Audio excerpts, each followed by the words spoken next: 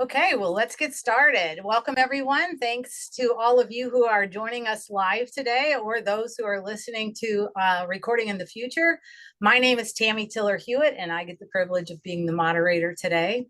If you can see the slides today, you can see we have a QR code that you can register for our upcoming and last webinar of this year that's not even written yet. We have a few nuggets of awesome things that have happened this year.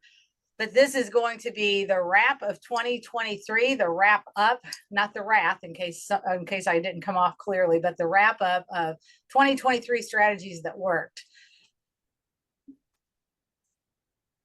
Also, if you're with us live today, we are in webinar mode. So that means we cannot hear you, but we want to hear from you by way of questions through the chat or direct to one of us that we will try to answer before the end of the webinar.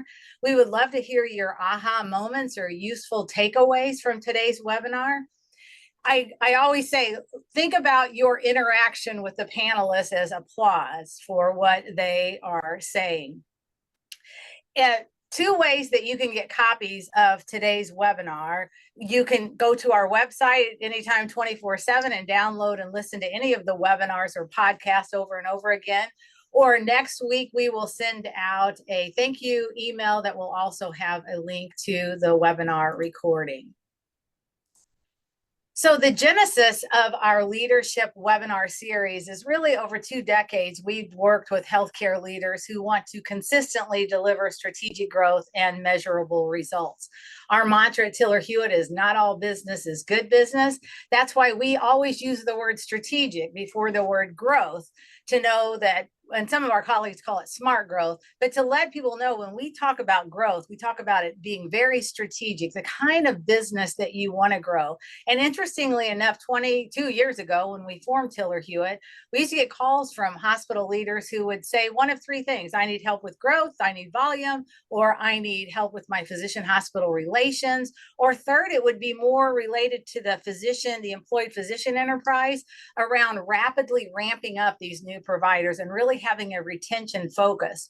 So in those days, almost every organization or leader that called, they were ready to accommodate the growth that we were able to deliver. And we have a batting average of about $26 million of net revenue in the first year from our programs. So they could accommodate it. But today, everyone wants it, but no one can accommodate it. So before we do any kind of strategic growth initiative with an organization, when I get those calls, we stop first and we do a strategic growth readiness assessment. And that's really what this top portion is and what Tiller-Hewitt is, a strategic growth company.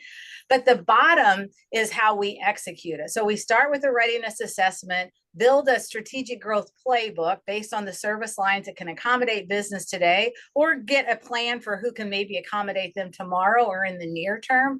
And then we execute it through one of our execution engines across the bottom, whether it's a physician integration play, that's working with the employed enterprise to help build them up quickly. And that we used to call it a physician onboarding program, but everyone thinks they have onboarding, but what they really have is a physician orientation program. And this is so much more. It's a year in length. It has a physician and APP mentorship program. It has a very mission critical family integration component, because oftentimes we would have physicians leave because the family had never really gotten integrated into the community. So we make sure that doesn't happen anymore.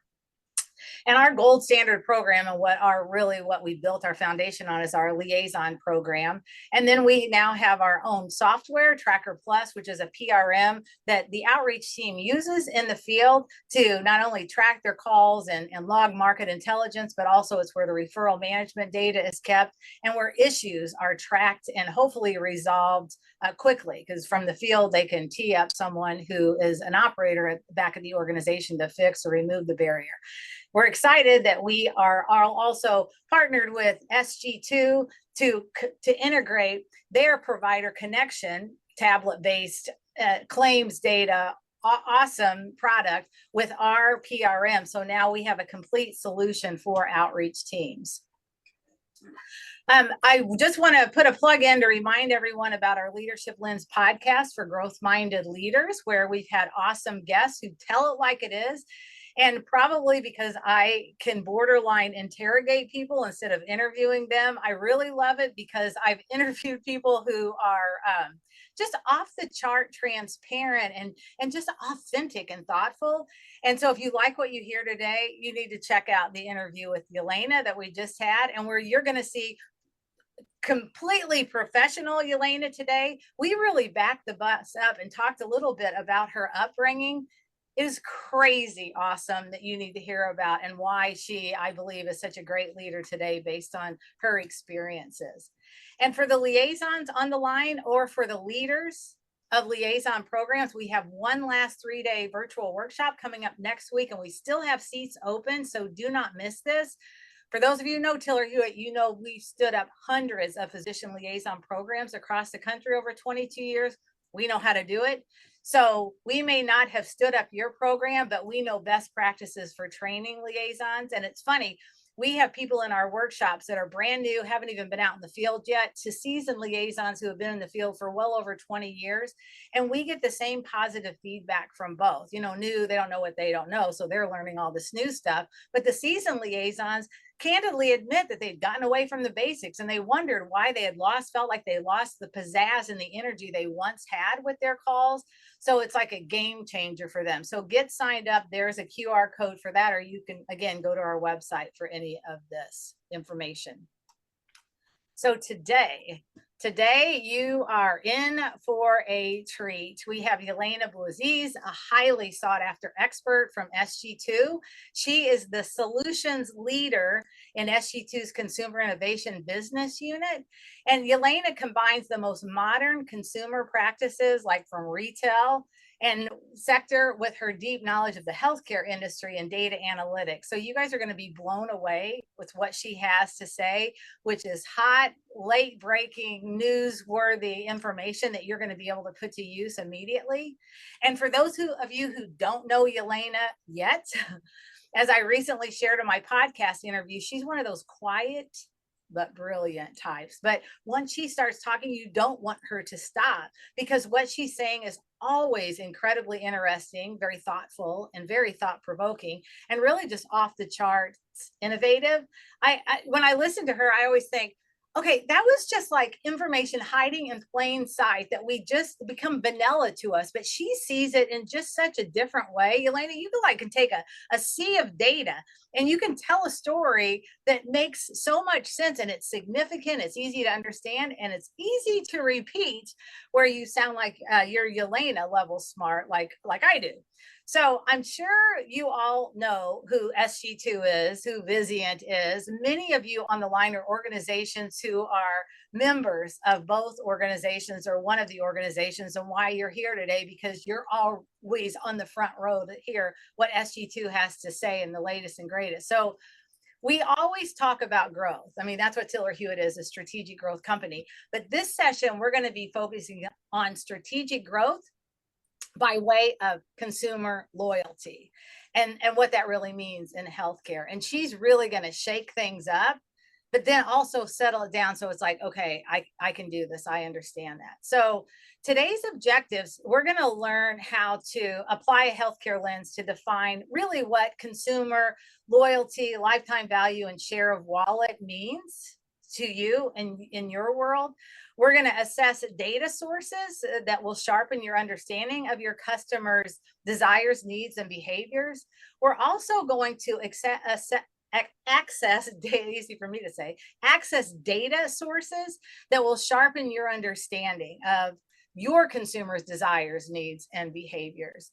And then last, we really want to take what you learned to prioritize what we call a no regret pilot of a strategic growth readiness assessment that delivers early success, gets rapid stakeholder involvement and buy-in, which we need for success.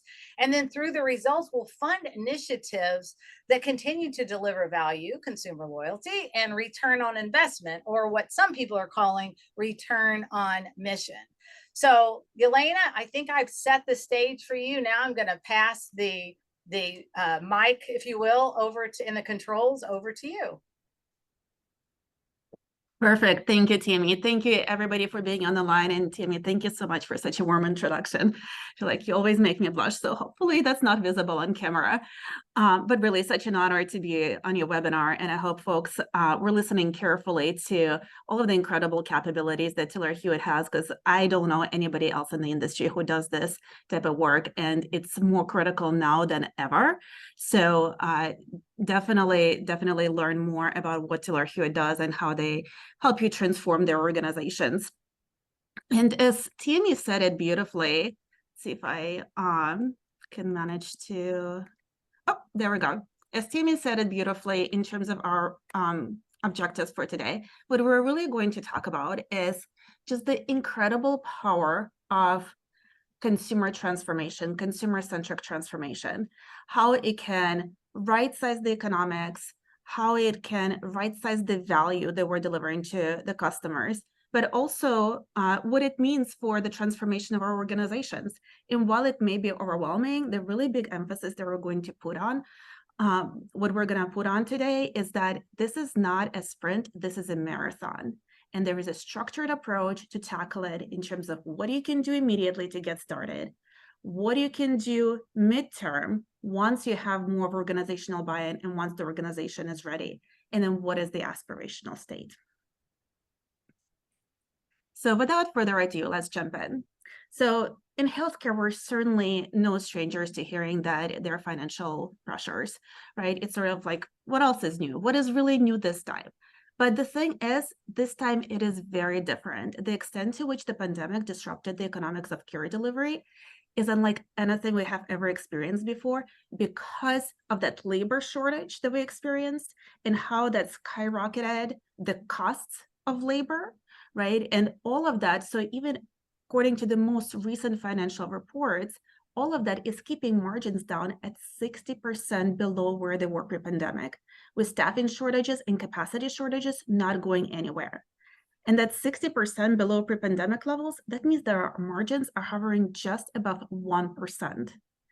This might sound like positive margins survivable, but that's exactly what it is. It's survivable, it's not sustainable for the long-term business model and the whole industry. So a lot of things are going to have to change. And as if that wasn't enough, or partially, this is happening because health systems are also competing in a totally different marketplace. Sorry, Tammy, I don't know why it's going backwards.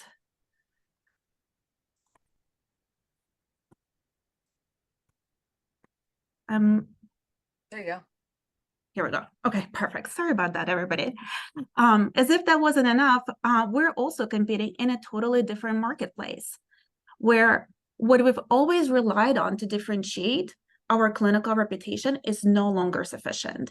Consumers have become so much smarter. The pandemic transformed their expectations, and they're bringing that to the healthcare sector.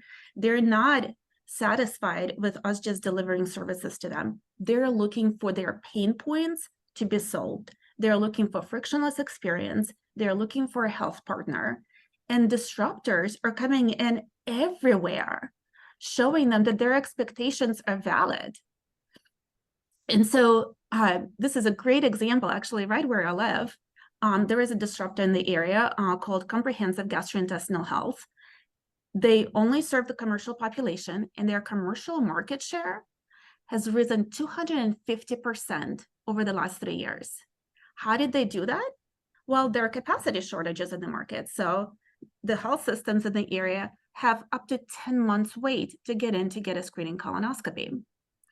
Comprehensive Gastrointestinal Health gets you in within 5 days of the initial phone call because they recognize that this is a pain point in the market, and they brought a solution to it.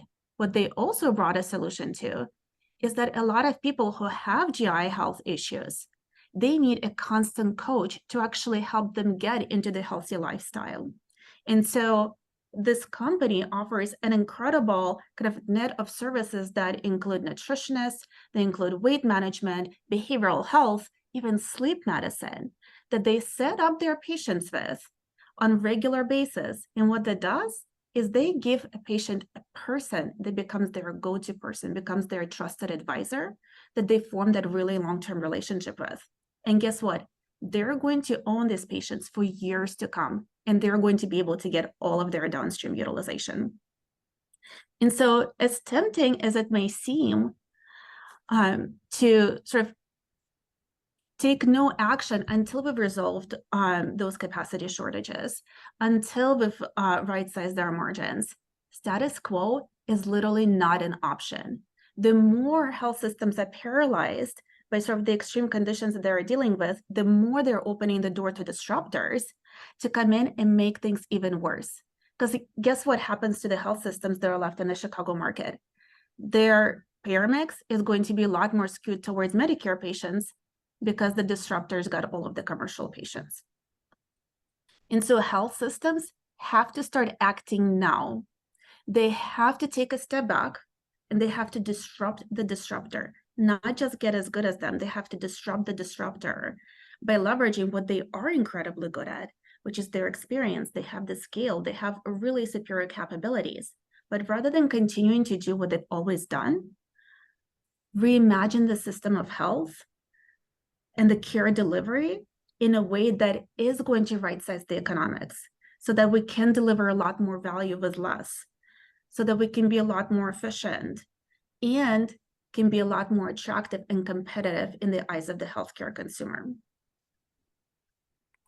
So where do we start?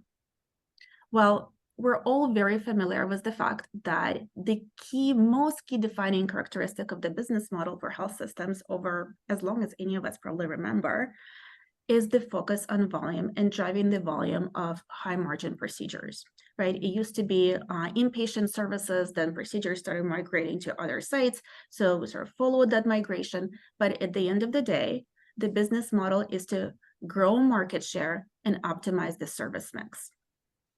And so even as health systems have been working towards creating comprehensive systems of care over the last at least decade, and sort of identify where can they grow across all of these different sites, what we've really been doing is picking and choosing which sites to develop based on the opportunity that they provide for high margin volumes.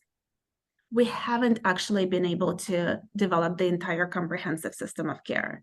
And not only have we sort of ignored the other sites, we actually intentionally chose not to develop them because we couldn't. We couldn't because we couldn't financially sustain them. But that's what I want to challenge today, that we can invest into relationships with the patients. Because here's what happened. As we've been working towards market share, we've never actually asked the question of what are the underlying relationships with our patients? I'm trying to fast forward here again. And I think it's going to catch up with me in a second. But we've never asked, how are we obtaining that 30% market share? Are we obtaining it by serving 30% of people and meeting 100% of their needs? Or are we serving 100% of people, but meeting 30% of their needs? And Timmy, I might ask you to take over the slide because it's not working for me. Oh, here we go. Okay, it's working again. Here we go. So are we serving 30% of needs for 100% of people? Or are we serving 100% of needs for 30% of people? And this is a metric that we refer to as share wallet, a metric that captures how comprehensively are we meeting the needs of our average existing patient, someone who is a patient of our health system. What percentage of their healthcare needs are they actually coming to us? And what percentage of their healthcare spend are they spending with us versus going to other providers in the market? We've never measured that. And when we do measure share wallet, we discover some really interesting insights that, in fact, relationships are incredibly chaotic and unstable. A typical health system over a period of 3 to 4 years that say has a third of its market and share will likely have touched almost everybody in their geography. but will have met less than 50% of needs for any one person that it touched. And there's also huge patient turnover. On an annual basis, up to 20% of patients for a typical health system will have switched their preference for another health system without an underlying change in the health plan. And almost as high as half of all the patients that we've acquired in the last 12 months are never going to come back. And so as we look at what percentage of patients actually benefit from having a comprehensive health partner, that number is very small. That same health system that I was showing you before, whose system of care we were looking at, less than a quarter of their patients actually use them in a comprehensive fashion. And that's true not only at the enterprise level, but even at the service line level. Even their top performing service line, cardiovascular, less than 30% of their cardiovascular patients are using that health system for comprehensive cardiovascular needs. That means that even at the service line, the care is incredibly fragmented across different networks. And so these broken relationships, they have dire consequences on everything from economics to health systems, to economics to patients, to outcomes to patients, to our competitiveness in the market. We're spending huge amount of money on trying to capture new patients, but when they churn, we're not able to capture their downstream revenue. And so that's a huge loss for us. That's a huge expense that we're not able to realize. And from the outcomes perspective, splitting care among so many different providers means that we can't coordinate it, means the care is incredibly fragmented. We can't plan long-term, right? The long-term disease management is just not possible. We can't plan for preventative care. Patients don't get to develop a trusted relationship with their physician, which gets in the way of their engagement, of their empowerment. But as I said, we can challenge this. For decades, we've been feeling that we don't have the luxury of investing into the relationships because the fee-for-service model doesn't allow us to. That the only thing that we have that we need to do, or the only option that we have, is to continue investing into those acute care procedures because that's the only path to financial sustainability. But the reason we've been thinking that, or a big part of the reason that we've been thinking that, is because of how we've been measuring revenue. We've been always looking at revenue and margin at the level of an individual procedure. And what we haven't done is look at revenue and margin at the level of an individual patient, of an individual customer. Or better yet, the economic value of an individual customer longitudinally over a large number of years, or ideally a lifetime. And when we do that, we discover some really interesting insights that flip a lot of our assumptions on their head. So what we did was that same health system that we've been talking about. We took their patients and we looked at how much did they spend in year one of being a patient with that health system versus how much did they spend over a total of 4 years after that with that health system. And we segmented every patient according to their total spend. And then we compared where do they fall in their economic value to the health system based on their first year spend versus based on their 4-year spend. And what we saw is that patients who initially looked like they were going to be the highest value customers, once all 4 years were taken into account, their value dropped by more than 50%. And patients who looked like they were the lowest value customers, their value went up by more than 4 times, by more than 400%. Timmy, the Zoom doesn't like me today. Here, let me take over the controls. I think you have so much awesome, fancy animation that it's tricking it. There you go. How's that? Thank you.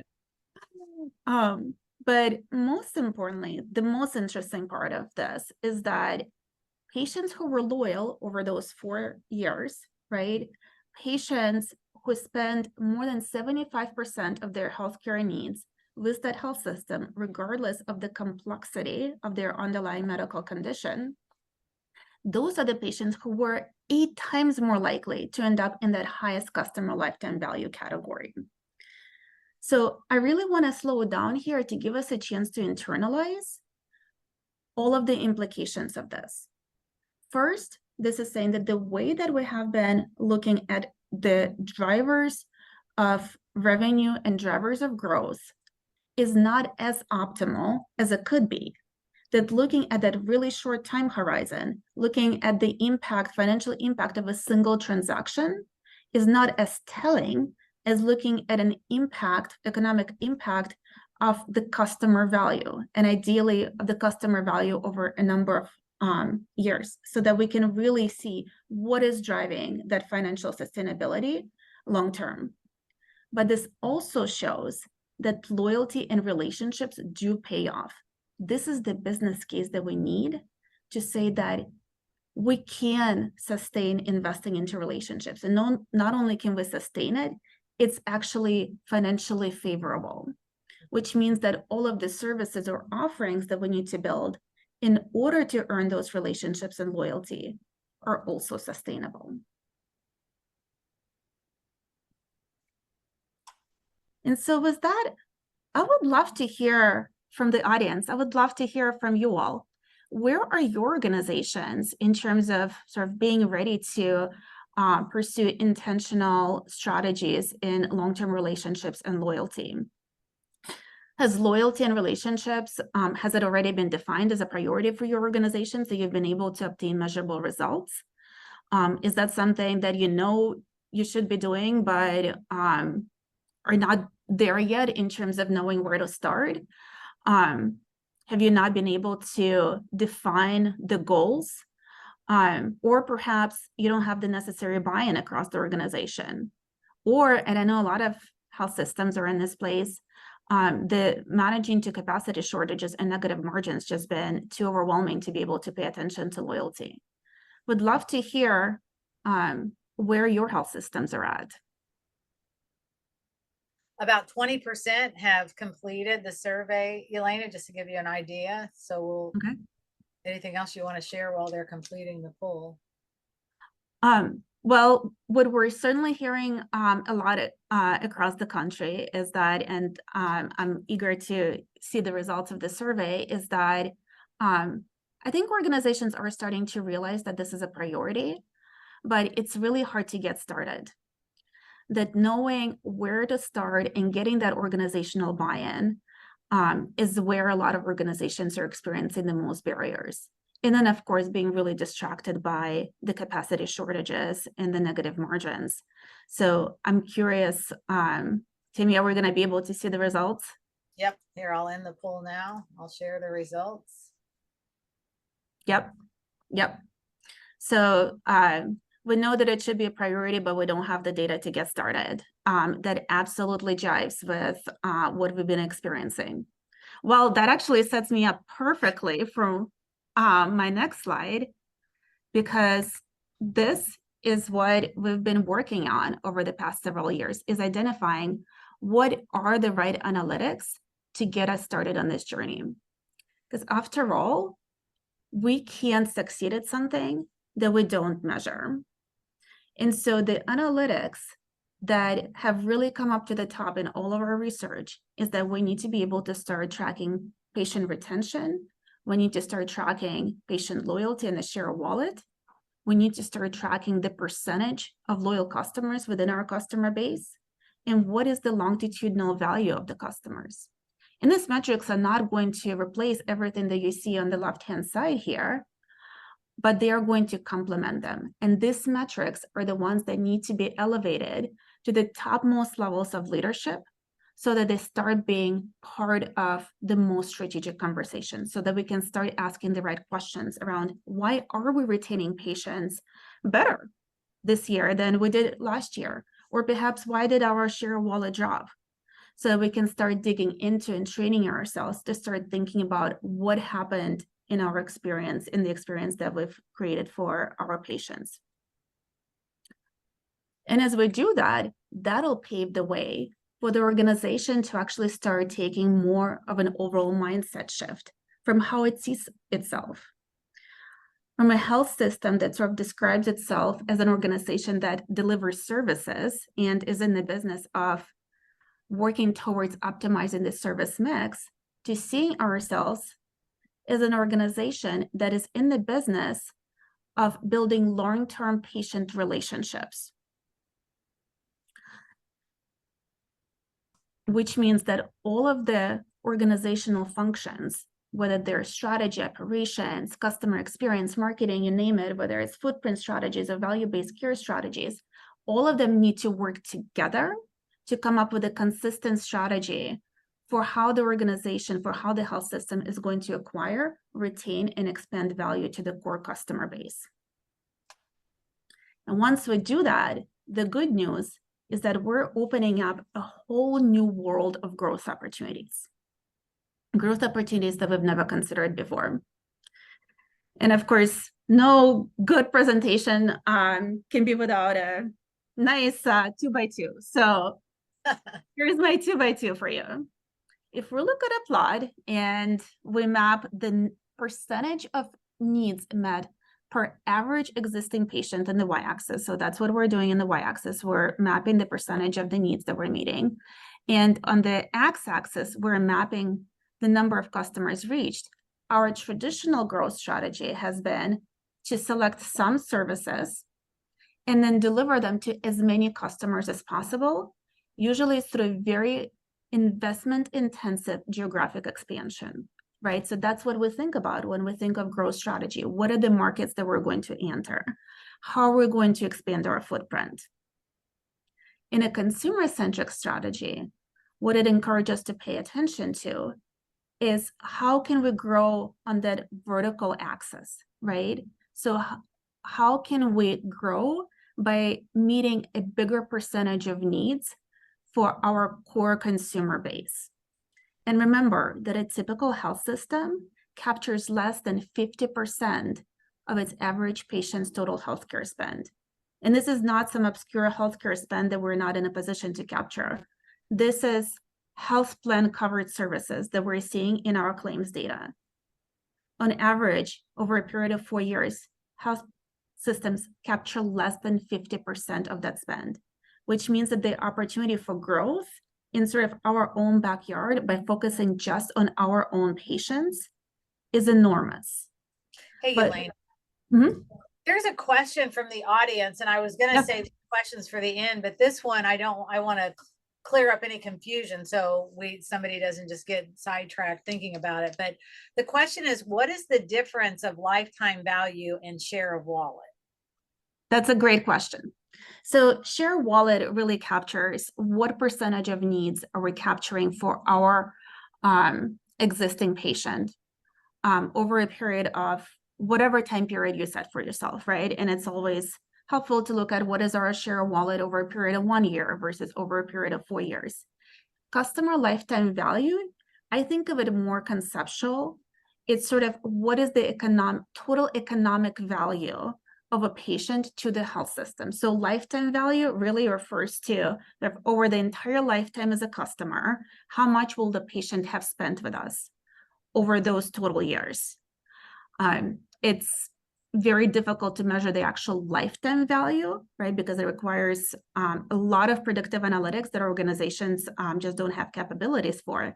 But measuring longitudinal value, meaning measuring, okay, over a period of 4 or 5 years, how much does an average patient spend with us? With us, not overall, with us, right? That's the customer longitudinal value. So share wallet is the percentage. The customer value is the actual revenue that we're getting from them over as longitudinal over time span as possible. So I hope that helps, but they're definitely very related metrics. Great question.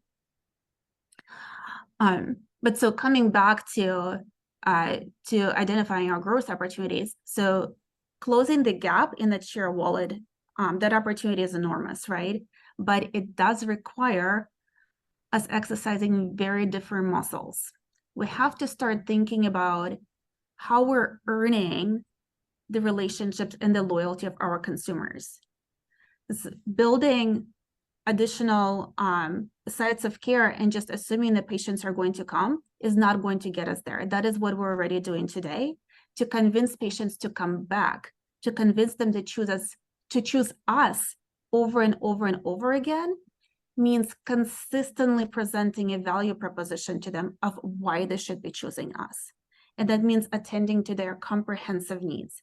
So this requires thinking very differently about what consumer needs are. Rather than just attending to the distinct episodes of sick care, we have to think about their comprehensive sick care, right? How do we solve the pain points of their comprehensive sick care? Think of comprehensive gastrointestinal health that we were talking about at the beginning.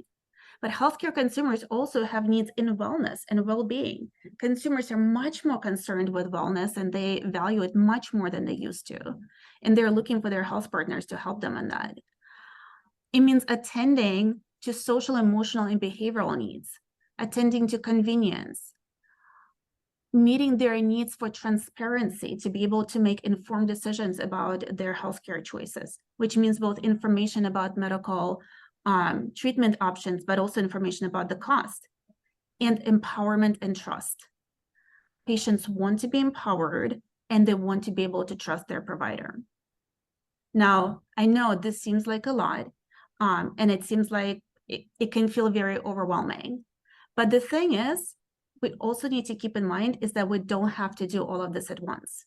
And by the way, we don't have a choice but do this, because if we continue along that orange line, we're going to end up straight where we started. That is already where we are. So we have to do this, but we don't have to do it all at once. And we also, just like we've always done, we need to have a structured approach, a framework that will guide us in identifying and prioritizing growth opportunities in this new world. And we need a structured way to think about the new growth levers that are available to us. And so at HD2, we've created a framework that really captures what are the growth levers that we now need to add to our repertoire of what we consider, what does it mean to actually have a growth strategy in order to specifically drive growth through retention and loyalty. And those 4 growth levers are removing friction, driving engagement, driving trusted advisorship, and driving unique value proposition.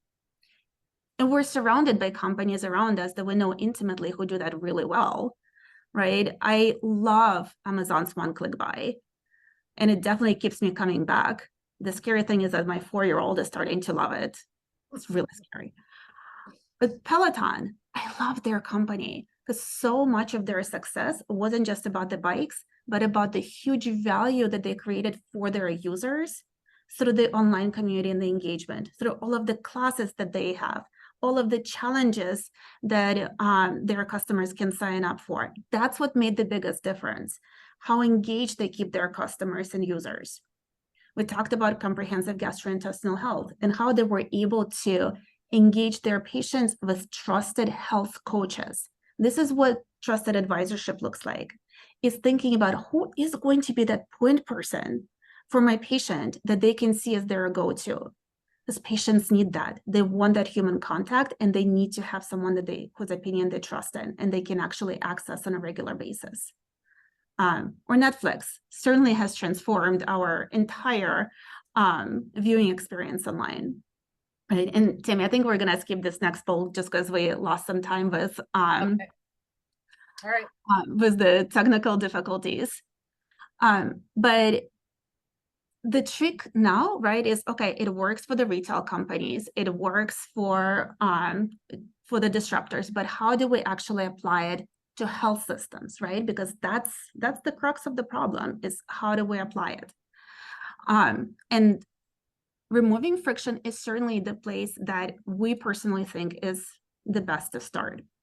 And so, Tammy, whenever I think of sort of a great example of just how powerful it can be to focus on an opportunity to create that value for customers by focusing on friction and removing it in a very intentional way, I love the work that you all did with Archbold Medical Center. So I'd love to share it.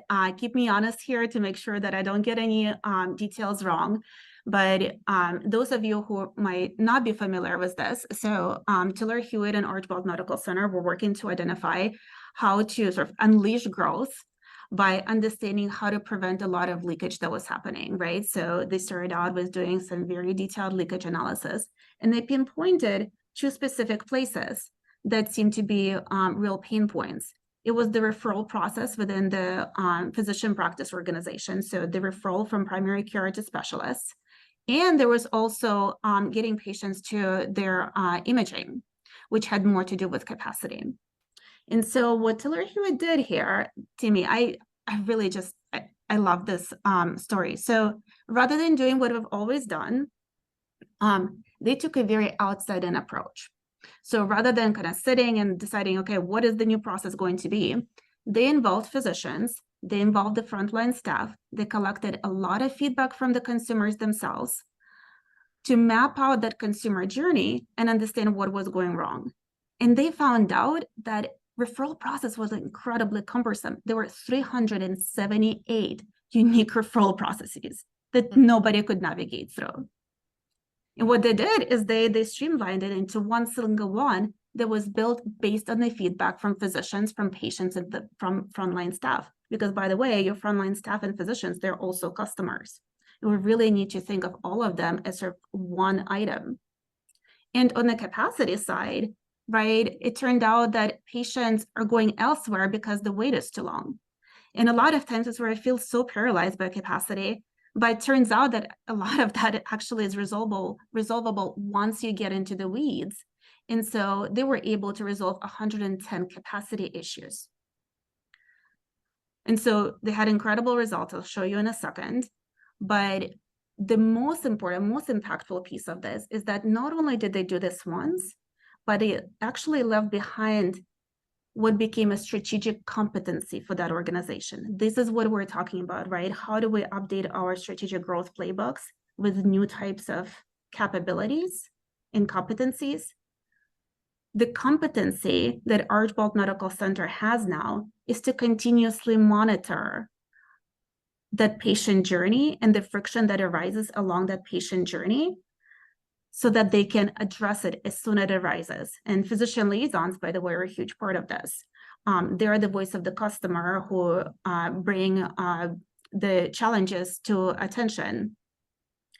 But there are just so many really important learning opportunities here. It's zero in on where you're going to make the biggest difference, right? Taking that outside-in approach, involving the frontline staff, involving the physicians to understand what is going to be the most streamlined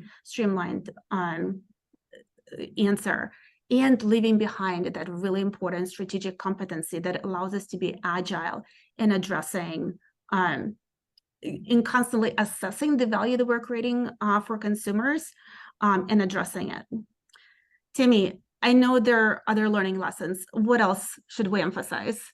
Well, this is really the fourth learning objective that we talked about on the onset of the webinar about the regret-free, like you've got to pull the lever and you have to do something. And oftentimes, you know, we're paralyzed by all the data and the analysis and really kind of overwhelmed by what you're talking about today, like, oh, a whole new metrics and have to get all this stuff. So trying to find a way to get the competing priorities out of the way and get the old false starts of doing something or doing assessments out of the way and really just tackling it head on. And that's what we did at Archbold. And so leaders at Archbold, as have hundreds of other leaders across the country, that's why we laser focused here on a strategic, high priority service lines that we could make an impact on in a short term process. And you see right here where we were able to bring $34 million of net revenue in the first year. So just imagine kickstarting a pilot program this quickly that could potentially reveal in another one that we just recently did $100 million of leakage from their own medical group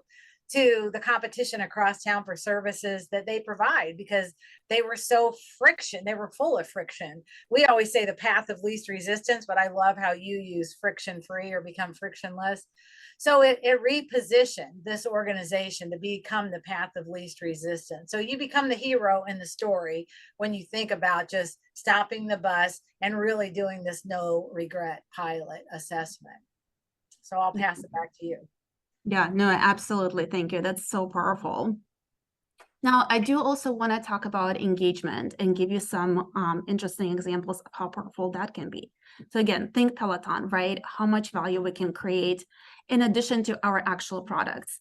And the case study that I want to share with you here is actually with ShareMD Connect, who is another strategic partner of ours. And so they partnered with an academic medical center on the East Coast with the goal of growing, really kind of energizing volumes that were going into their heart valve treatment program. So they were targeting patients who had already been diagnosed with heart valve disease, but hadn't started their treatment.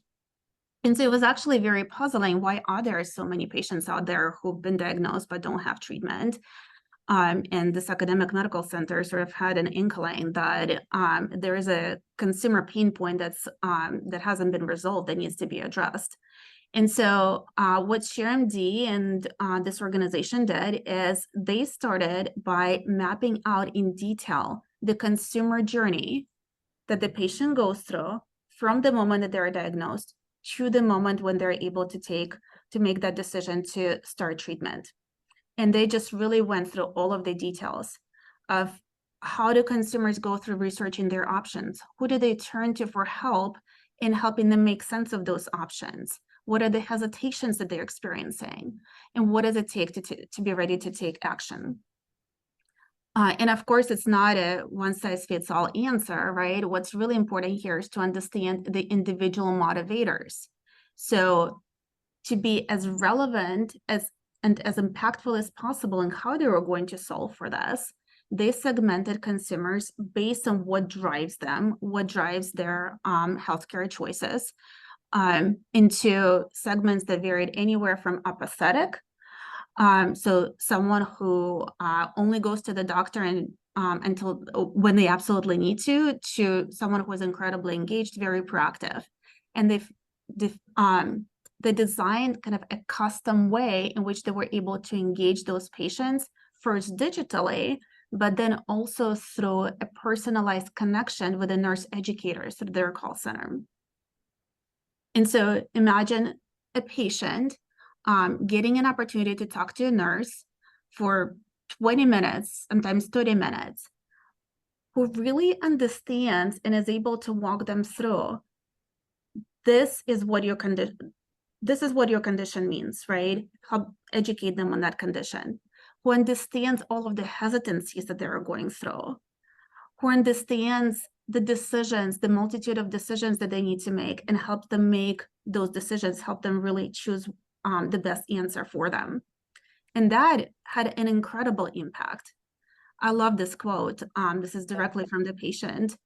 I feel so much better now that I finally understand what AFib is and how it's treated. I'm ready to schedule that appointment now, right? In the past, we always thought that we're only creating value with the actual services. We didn't realize how much value we can create by just explaining to the patient what services they need. And they were able to achieve also incredibly powerful financial results in just 9 weeks.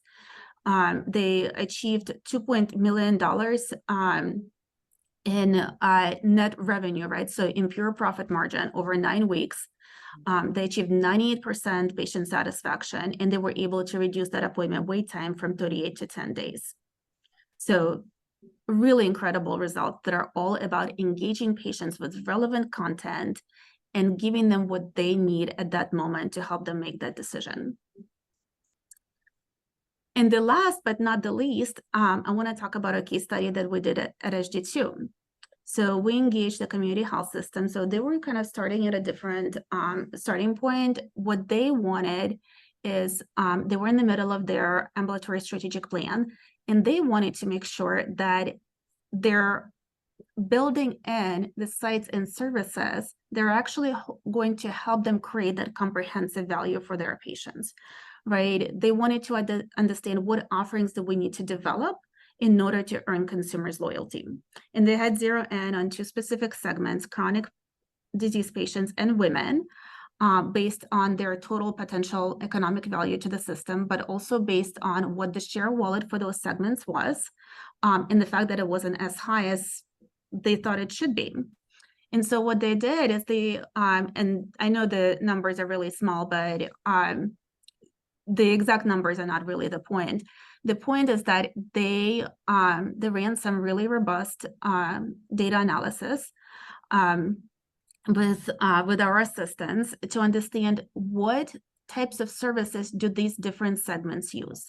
And so they uncovered, for example, that physical therapy was really important to really complex chronic disease patients. They uncovered that behavioral health and alternative care, so think wellness services, right? Nutrition, chiropractors, acupuncture, weight management. These services were really important to women.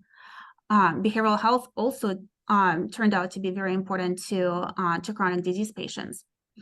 And so that was a really big part of what informed their strategy. But also what we were able to do with them is actually quantify the impact of how much downstream revenue is interaction with a particular type of service is able to drive. And that's what you see on the right-hand side. This is just a sample analysis that shows that they were able to see that physical therapy, for example, is more effective at driving downstream loyalty than specialty care, primary care, or urgent care. So the numbers that you see there is the probability by which the impact of each access channel, how much it adds to the probability of a patient being highly loyal to that health system. So someone who uses physical therapy is 21% more likely to spend all of their healthcare expenditures at that health system. And we literally can quantify that. So every patient that physical therapy touches, on average, it generates $4,800 in downstream revenue over the next 3 years. That was for that health system. And it varies, obviously, depending on how that's executed. But for them, this was really eye-opening. And so what we did in collaboration with them is their ambulatory strategic plan included expansion and footprint in those 3 services: physical therapy, behavioral health, and alternative care. And just by expanding footprint in those services, right, that really going to be, I hope it's coming across that this is really reminiscent of what gastrointestinal comprehensive health did, right? They've set up services, those high impact, high frequency services that can help them create an emotional connection with the patient, help them engage those patients on much more longitudinal, much more frequent basis. And so by expanding the footprint in those services, they were able to identify 6% growth of revenue for the entire enterprise. So I know that's a lot, and I know that a lot of that sort of sounds like it can sound overwhelming, right? But again, the key point here is that we have to do this. The power of consumer centricity is incredible in terms of helping us really understand what it's going to take to engage patients and to give them what they need in order to stay healthy and in order to utilize healthcare resources in the most optimal way. But it does require operating differently from the way that we're used to. It means, first and foremost, measuring the right things. It means incorporating the capability to continuously collect that customer insight, that 360 customer data. So think of the data that Tiller-Hewitt collected on the consumer journey. Think of the data that ShareMD Connect collected on the portion of the journey of the consumer making the choice of which treatment they need to pursue. Shifting the mindset from growing market share to growing the share of your core customers' needs is incredibly critical here. Embedding loyalty-focused growth levers that we talked about into every strategic plan, it needs to become core part of the growth playbooks. Driving, reducing friction, driving engagement, driving trusted advisorship, and driving unique value proposition. Remembering to ground the value proposition in those comprehensive consumer needs. And finally, really embracing that outside-in approach to design. So rather than deciding what's going to be right for consumers, turning to consumers and physicians and frontline staff to ask them what is going to make sense for them. But as we think about it, again, it's not a marathon, it's not a sprint, it's a marathon. And what's really important is to start acting now and to start small rather than wait until we're able to make bigger moves. And so the top priority is really to secure those no regret, low hanging fruit opportunities to demonstrate the impact, right? To drive growth now. And part of that is also driving consumer-centric KPIs and involving the growth playbooks. And as that settles in, right, as we're able to gain more buy-in across the organization, then it's time to make broader scale investments into consumer-centric offerings. That's when it becomes really important to set up and define consumer-focused leadership function, chief customer experience officer, and really start embedding that consumer-centric vision throughout the entire organization. With finally, when the organization is ready, then we can progress to that true aspirational state. But that's long ways out, right? When the organization really becomes customer first at the heart of its enterprise strategy and organizational structure and culture. But again, I hope that if there's one thing that you take away from this webinar is that the time to act is now, and it's better to act, it's more important to act now on quickly defined low-hanging fruit opportunities rather than wait until we're ready to make more transformational changes. And so with that, I know we're almost out of time, so I apologize for the technical difficulties. But we have just a few questions, just a few minutes left for questions. Yeah, I'm going to take the screen down so everyone can see your beautiful face larger. So I do have a couple questions. One was and one was put into the question, and I just typed up an answer and put it in there to save time so you all have it. And we'll also be sending out the recording plus a PDF copy of the slide deck today, so you'll have that. But I'll give you two questions for 2 minutes, so we'll have to keep it brief. But one is how should we be thinking about the intersection of consumer strategy with value-based care? There's a question. Oh, that's a great question, actually, one of my favorites. So the two are very intimately intertwined, right? What both are aiming to do is increase value. We're looking at slightly different things, so think of them as sort of looking at slightly different levers, but at the end of the day, you cannot engage in value-based care contracts if you don't have a capability to create a great consumer experience. You're just not going to be able to make it profitable, and vice versa. If you're working towards consumer centric model, engaging in risk-based contracts that actually give you more favorable terms, right, that might cover some of those preventative services, that helps you realize the revenue even that much more powerfully. So most organizations need to leverage both, but not separately. They really need to be intimately interconnected. Okay, and if you can answer this in 30 seconds, how do we factor in health equity goals into the consumer strategy? Health equity is a key goal of consumer-centric strategy. Think of it as what we're trying to do is identify the unique needs of each type of healthcare consumer, right? Of each segment of healthcare consumers. So social determinants of health are just one and a very important one type of input that we need to consider in order to understand how do we best serve, how do we create the best value for the underserved populations. I love so it. It's absolutely a really key part of becoming a consumer-centric organization. I love it. And the question that someone put in the question chat was, what are the service lines or specialties that work for getting started? What's the first step and what's the typical timeline? So I put that in there, put the answer of in the perfect world, in the real world, and what the 4 or 5 steps are for getting started. So don't miss that. You can screenshot it. But Yelena, I want to thank you for all of this insight. That was the fastest hour that I've spent in the last few weeks. So that was awesome. That's how I know that it's so interesting that my attention doesn't go somewhere else. So thank you all very much for joining us, and hopefully we'll see you in December at the next leadership webinar. Thank you, everybody. Thank you, Tammy, for having me.